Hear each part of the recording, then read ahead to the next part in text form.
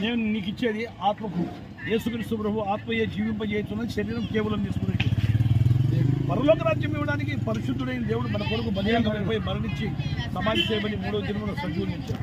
ఏసే మార్గము, ఏసే సత్యము, ఏసే నిత్యజీవం. పాపినైనా క్షమించమని నీ హృదయపూర్తిగా అంటే చాలా. నువ్వేమి ఎండిన వివచనం లేదు. ఈ లోకంలో ధనవంతులు ఉండవచ్చు, కానీ ఈ లోకపరంగా వాళ్ళు ధనవంతులే. కానీ యేసుక్రీస్తును కలిగిన ప్రతి ఒక్కరు కూడా పరలోక రాజ్యంలో ధనవంతులు. అందుకే నేను పాపులనే పిలవచ్చి తిని పాపులను రక్షించుటకు క్రీస్తు యేసు లోకమునకు వచ్చనని వ్రాయను.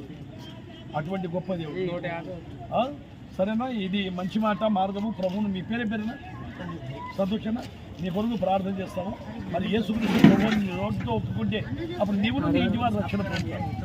రోమి రాసిన పత్రిక 10:9 ప్రకారం యేసుక్రీస్తు ప్రభు నా సొంత రక్షణను నీ హృదయమందు విశ్వసిస్తే ఓకేనా? సంతోషంగా ప్రార్థన చేద్దాం. ప్రేమ కలిగిన తండ్రి, దయగలిగిన దేవా, మరి సంతోషంగా కొరకు ప్రార్థిస్తున్నావు. ఆయన ఏ స్థితిలో ఉన్నాడో నీవు చూస్తున్న దేవుడు ఆయన ఆ స్థితిని మార్చి ఆయనను పరలోక రాజ్యంలో వారసునిగా చేయండి. తన కుటుంబాన్ని దీవించండి, తన పిల్లలు దీవించండి.